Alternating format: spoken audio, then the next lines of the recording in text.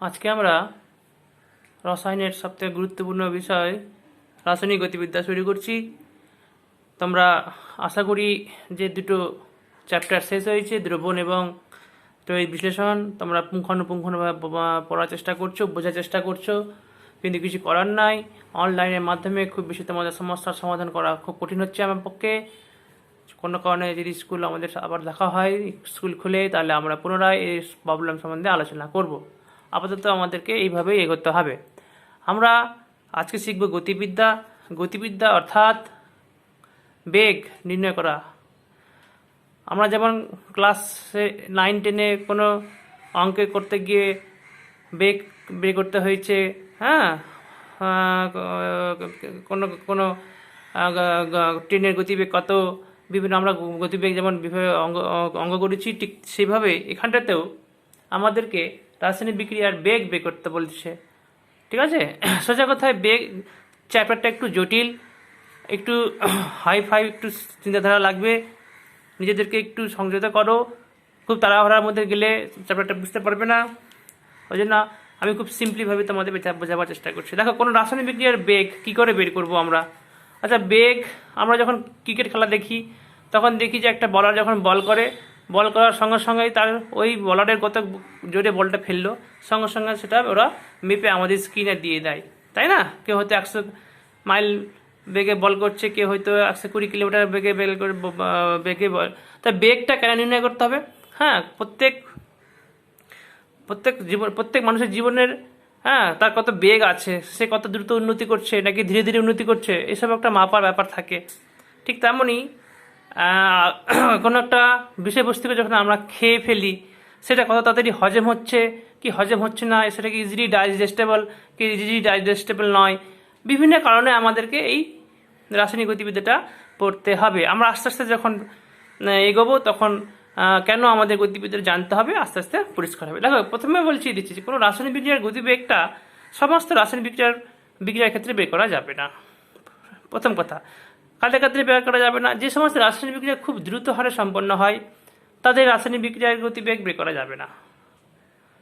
এবং যে সমস্ত বিক্রিয়ার হার খুব ধীরে হয়, তাদেরও কিন্তু কোনো রাসায়নিক বিক্রিয়ার বেগ বের করা যাবে না।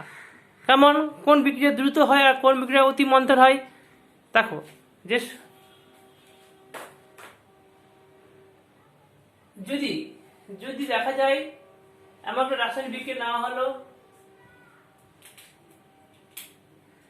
এজি, এটা হচ্ছে কি দ্রুত গতির বিক্রিয়া।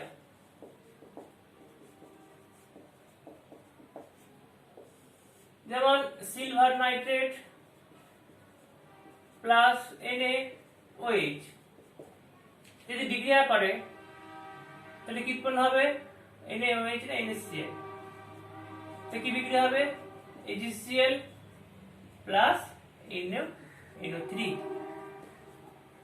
এই সমস্ত বিক্রিয়ার হার বের করা যাবে না। কেন? দেখো, বিক্রিয়ার আগে এর জারণ সংখ্যা +1 ছিল, এখানে +1ই হলো। এর -1 ছিল, এখানে -1ই হলো। এর +1 ছিল, এর +1ই হলো। -1 ছিল, -1। অর্থাৎ যে সমস্ত বিক্রিয়ার আগে এবং পরে জারণ সংখ্যা কোনো পরিবর্তন হয় না, সেই সমস্ত বিক্রিয়া খুব দ্রুত গতিতে হবে।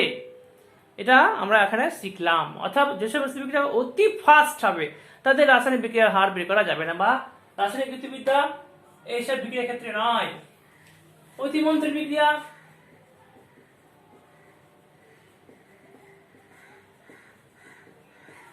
অতিমন্থর বিক্রিয়া কাকে বলা হবে? যে সমস্ত বিক্রিয়া খুব ধীরে ধীরে হয়, যেমন লোহায় মরিচে পড়া,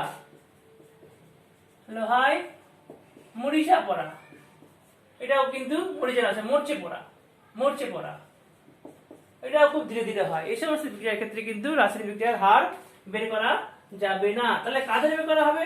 অর্থাৎ যারা মধ্যম গতির বিক্রিয়া করবে। রাসায়নিক কেমিস্ট্রিতে যে সমস্ত বিক্রিয়া মধ্যম গতির বিক্রিয়া করবে, যেমন এস্টারের আদ্র বিশ্লেষণ, এটা একটা মধ্যম গতির বিক্রিয়া। এটা কি মধ্যম গতির বিক্রিয়া? এস্টার বলতে কি? Ethyl acetate. এটা একটা এস্টার। এই যখন জল দেওয়া হবে, জল দিলে বলা হবে কি? আদ্র বিশ্লেষণ। কি উৎপন্ন হবে? অ্যাসিটিক অ্যাসিড আর ইথাইল অ্যালকোহল। এই বিক্রিয়াটা হচ্ছে মধ্যমগতির বিক্রিয়া।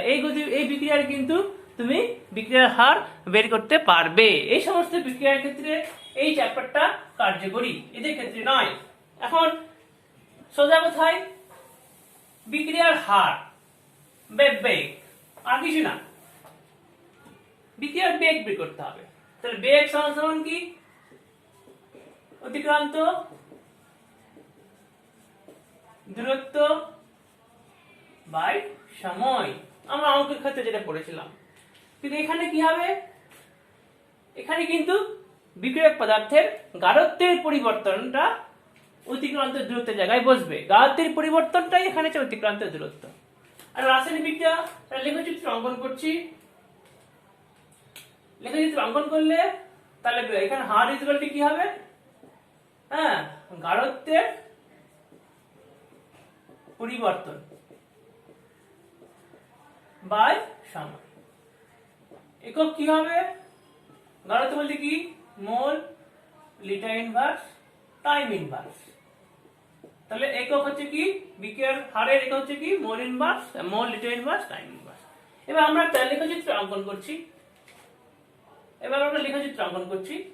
এবং বিষয়বস্তুর মধ্যে আস্তে আস্তে ঢুকে পড়ছি। দেখো, এই যেমনটা আমরা বিক্রিয়া অঙ্কন করলাম, এদিকটা সময়, এদিকটা গাঢ়ত্ব,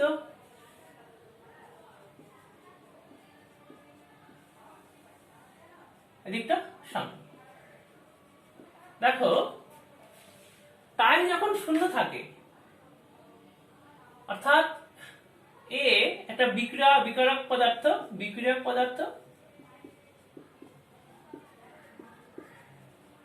বিক্রিয়া করে, বি একটা বিক্রিয়াজাত পদার্থ তৈরি করবে।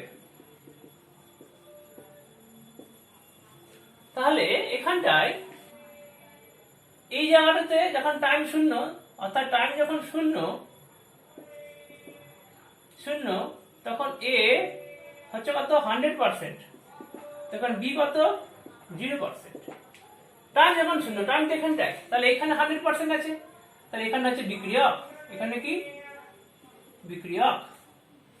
তাহলে বিক্রিয়ক টাইম যখন আস্তে আস্তে ক্রস করছে T1, তখন সাপোজ এ হচ্ছে 2%, 98%, বি হচ্ছে কত, 2%। তাহলে ভাঙতে শুরু, অল্প একটু নামতে শুরু করলো, হ্যাঁ, এই নামতে শুরু করলো, এই আস্তে আস্তে আস্তে আস্তে আস্তে আস্তে নামতে শুরু করলো।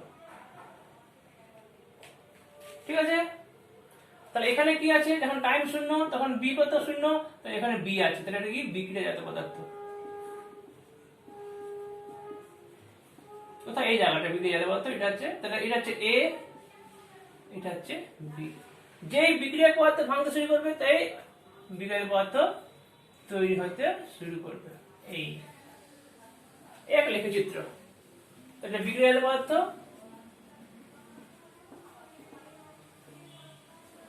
এটা বিক্রিয়ক পদার্থ। এই হলো তোমার ঠান্ডা।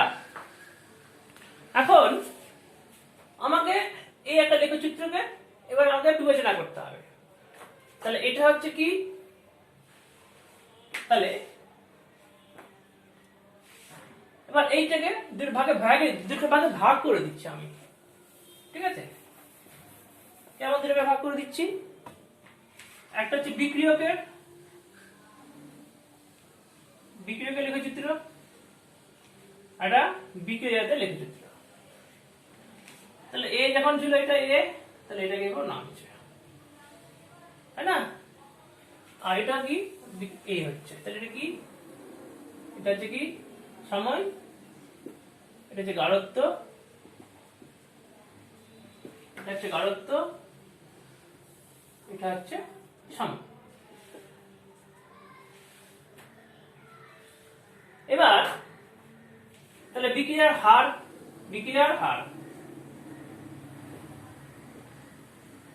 অর্থাৎ বিক্রিয়কের গাঢ়ত্বের পরিবর্তন বাই সময়। এখানে কি হবে, বিক্রিয়ার হারটা কি হবে, বিক্রিয়াজাত পদার্থের গাঢ়ত্বের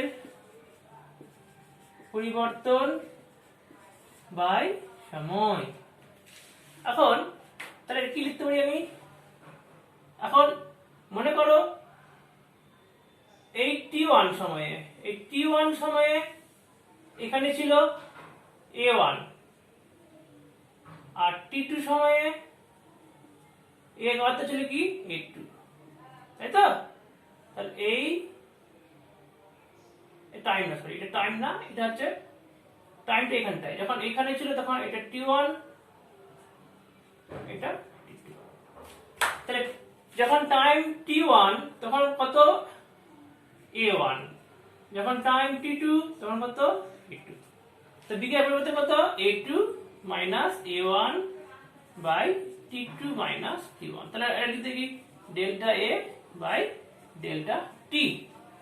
দেখো এখানে কি হচ্ছে, এখানটায় এটা হচ্ছে t1, তখন এটা b, বিক্রিয়া পদার্থ a b তে কনভার্ট হচ্ছে, তাহলে b1। এবার এখানে আসলো এটা t2 টাইমে, এটা কত b2। তাহলে যখন যখন b2 b1 তখন কত, যখন t1 তখন গাঢ়তা কত b1, যখন t2 গাঢ়তা কত b2।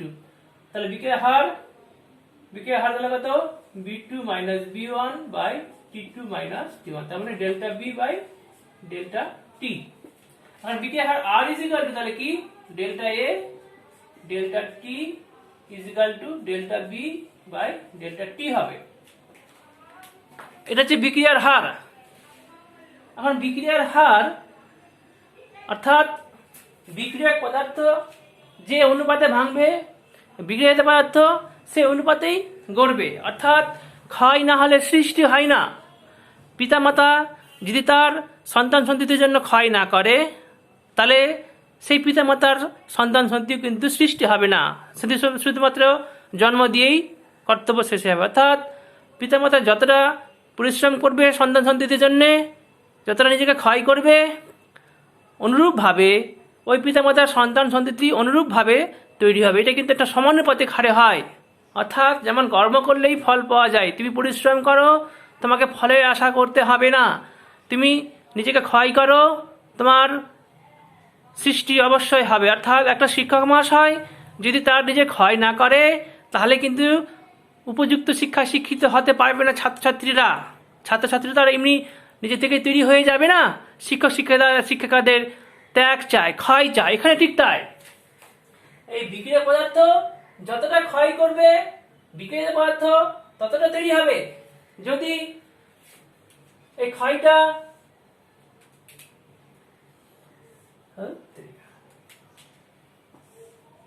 যদি ধীরে ধীরে হয়, তাহলে সৃষ্টিও ধীরে ধীরে ধীরে ধীরে হবে। ক্ষয় যদি দ্রুত হয়, সৃষ্টিও দ্রুত হবে। সবই ক্ষয়ের উপর নির্ভর করছে। ঠিক আছে, এখানটা দেখো আর ইজ ইকুয়াল টু বিক্রিয়ার হার R is equal to delta A by delta T, আর বিক্রিয়া পদার্থ করতে হয় delta B by delta T পেলাম। দেখো এখানে সময়ের সঙ্গে বিক্রিয়া পদার্থের গাঢ়ত্বের হ্রাস হচ্ছে, ওই জন্য এটা হবে মাইনাস, এবং সময়ের সঙ্গে বিক্রিয়া পদার্থের গাঢ়ত্ব বৃদ্ধি পাচ্ছে, অর্থাৎ এটা হবে প্লাস, তাহলে বিক্রিয়ক পদার্থের আমরা বিক্রিয়া হার বিক্রি করে ফেললাম। এবার আমরা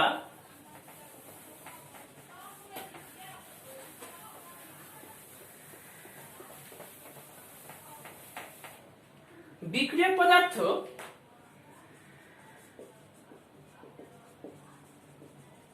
এবং বিক্রিয়াজাত পদার্থের বিভিন্ন আনুপাতিক সহায়ক বিশিষ্ট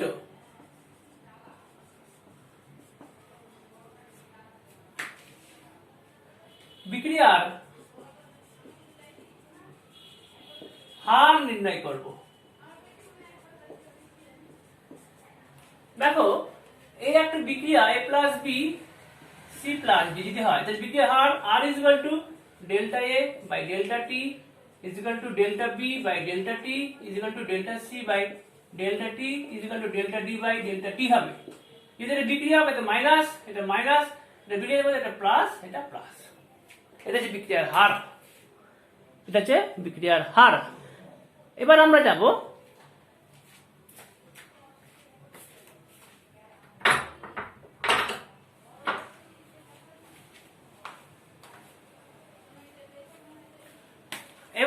এমন একটা বিক্রিয়া,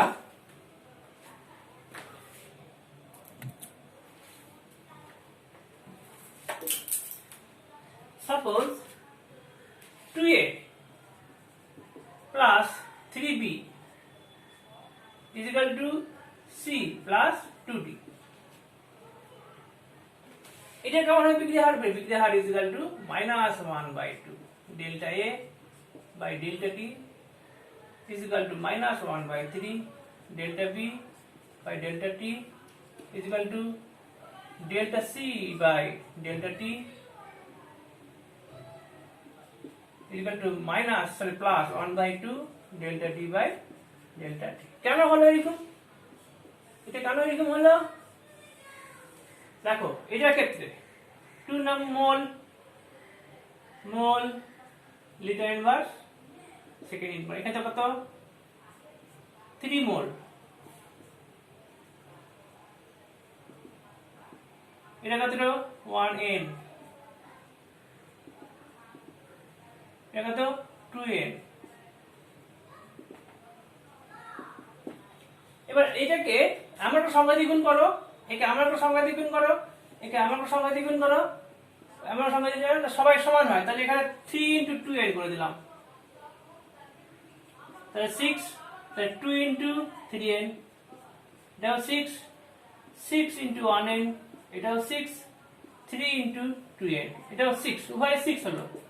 এবার একে আমি 6 দিয়ে ভাগ করব, একেও আমি 6 দিয়ে ভাগ করব, একেও আমি 6 দিয়ে ভাগ করব, একেও আমি 6 দিয়ে ভাগ করব, তাহলে কত হবে?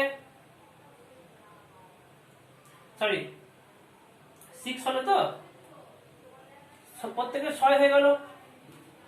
এবার প্রত্যেকের 6 হয়ে গেছে,